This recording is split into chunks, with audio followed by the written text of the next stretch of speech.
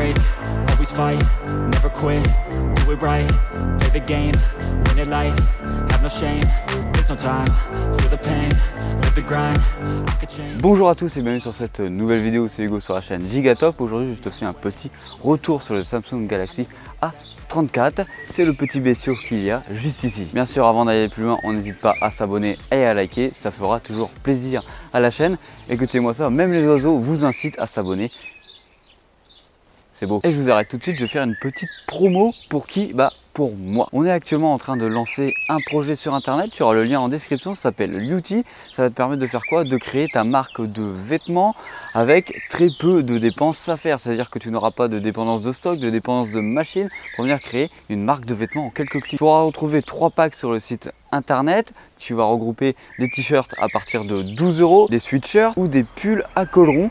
Donc tu as 3 possibilités pour créer ta marque avec seulement 10 pièces si tu veux seulement venir tâter le terrain. En plus, tu auras la possibilité de venir mettre ton logo au niveau du cœur, au niveau du torse, de mettre tes créations au niveau du dos et bien sûr tous tes vêtements seront brandés à ta marque dans le cou. Bien sûr, ceci était réalisé dans un atelier français. Maintenant, retournons simplement au Samsung Galaxy A34. Alors la boîte de ce téléphone ressemble à ça, elle est toute fine vu qu'on n'a rien dedans. Moi j'ai eu l'occasion d'acheter la version avec le petit chargeur 25 watts qui était avec en plus mais pas compris dans la boîte. Alors hop, on va venir déballer la boîte. À l'intérieur, ici tu vas retrouver le téléphone et tout ça simplement. Ici tu as le petit ustensile pour venir enlever la petite boîte où on a la carte SIM à l'intérieur vu qu'on a un double SIM. Donc ça c'est plutôt intéressant aussi. À l'intérieur on a quoi? Un tas de papier et à l'intérieur un petit câble type C vers type C. Voilà. Ici on a le téléphone qui est dans l'ensemble, pour moi je trouve très joli. Hop.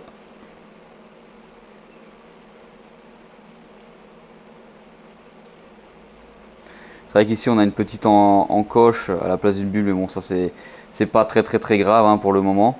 Alors au niveau de sa fiche technique, on est sur quoi? On est sur un téléphone quand même qui tourne sous Android 14. On a un processeur MediaTek 1080 dedans.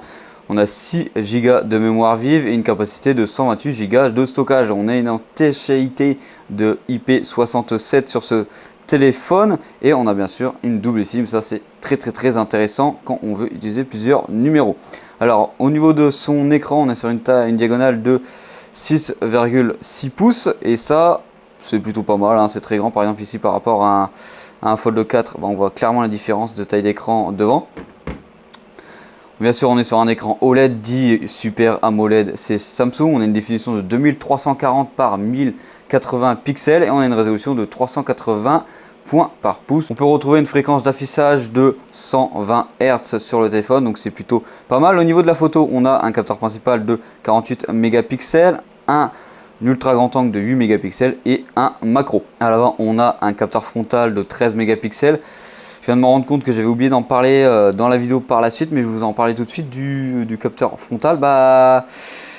C'est presque inexploitable, clairement, le capteur juste ici, ça fait des photos quoi, c'est pas wow. Alors qu'est-ce qu'il faut en penser au niveau du design?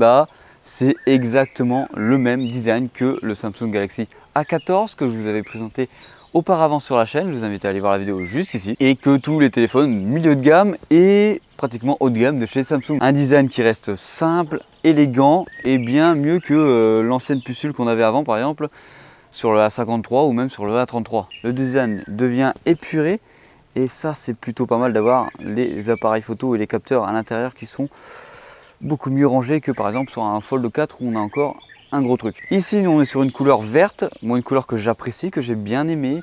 Voilà, ça se correspond bien avec la branche qu'on a juste ici, mais il y en a beaucoup dans mon entourage, ils n'ont pas trop kiffé la couleur. Après ça c'est les goûts et les couleurs, même si le goût et les couleurs ça on apprend à les aimer. Sur la branche droite, tu vas pouvoir retrouver les boutons power, les boutons de volume, etc. Bien sûr, tu auras l'empreinte digitale juste ici sous l'écran et la reconnaissance faciale. Juste en dessous, tu vas pouvoir retrouver quoi? L'haut-parleur et l'entrée type C. On n'a pas de prise de jack. Bon, c'est plus le moment où on a des écouteurs à prise de jack. Maintenant, on a tous des écouteurs à USB type C ou tout simplement à Bluetooth. Ah, ça c'était le coq pour nous prévenir que maintenant, on va venir parler des performances de ce téléphone. Souvenez-vous, l'année dernière, Samsung restait sur ses puces Exynos. Cette année, on est passé sur autre chose. Comme j'ai pu te le dire avant, on est passé sur une puce Mediatek Dimensity. Une puce qui est franchement plutôt pas mal pour jouer à tous les jeux facilement en 60 fps. Bien sûr pas avec les graphiques au maximum, mais c'est largement suffisant. Petit bémol sur les performances, c'est quoi? Il va chauffer un tout petit peu. Si vous voulez l'équivalent d'un téléphone au niveau puissance, actuellement c'est à peu près pareil qu'un Google Pixel 6a.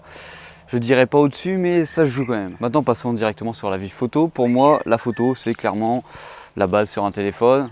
Hormis le fait de faire allô allô allô pour appeler quelqu'un. On a 3 capteurs sur ce téléphone là, le capteur principal, le grand angle et le macro.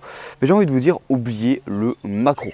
Le macro, il fait des belles photos, mais dans le principe, il sert à rien, car il vous suffit de prendre des photos, de vous décaler un petit peu, de vous prendre en zoom x2, vous aurez le même résultat que si vous aviez utilisé le capteur macro. Voilà, c'était la petite aparté sur ce qui n'allait pas sur l'appareil photo. Maintenant, passons sur ses qualités, car il y en a quand même pas mal. Le capteur principal est plutôt bon, il arrive à faire un bon effet bokeh derrière, que ce soit en mode portrait, donc c'est-à-dire en artificiel, ou même en utilisant l'optique de base, qu'on va se rapprocher d'un objet. Il retransmet à peu près les couleurs réelles, je dis bien à peu près car on est chez Samsung, ça surexpose tout, ça remet des couleurs bien trop non naturelles chez Samsung, ça on est bien au courant là-dessus. Mais dans l'ensemble, sur le capteur principal, il est vraiment très bien équilibré, il est presque parfait, il pourrait être presque au niveau que du A54. Alors le grand angle, on ne voit pas trop de différence entre les couleurs entre le grand angle et le capteur principal. C'est un grand angle. Ok, si tu zoomes dedans, tu vas perdre énormément de qualité, on est d'accord là-dessus, mais à ce prix-là, c'est largement suffisant. Alors bien sûr, ce téléphone va te permettre de faire des zooms jusqu'à x10. Ils sont inutilisables en zoom x10, mais tu peux l'utiliser jusqu'à un zoom x3, c'est correct, tu vas pas perdre énormément de qualité dans ton téléphone. Alors là, on est sur la vidéo avec la caméra extérieure du téléphone. On filme en Ultra HD 60 images par seconde. On est bien sûr avec un stabilisateur manuel, c'est pas le téléphone qui procure ça. On est entièrement avec le micro du téléphone. Donc à mon avis, tu peux entendre toute la flore et la faune de la campagne, de la France. Voilà, tu vois comment il peut gérer les différents éléments. En tout cas, le capteur principal comme ça, franchement, j'en suis vraiment pas déçu. Il est vraiment très bon. Ah, par contre, il n'arrive pas à faire le focus sur cette branche-là au premier plan. Même en cliquant sur le téléphone, il n'arrive pas à faire bon.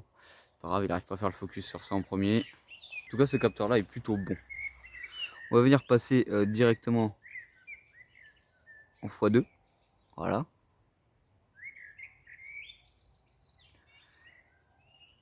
Franchement, je suis pas déçu du téléphone en vidéo et en photo, donc c'est plutôt pas mal.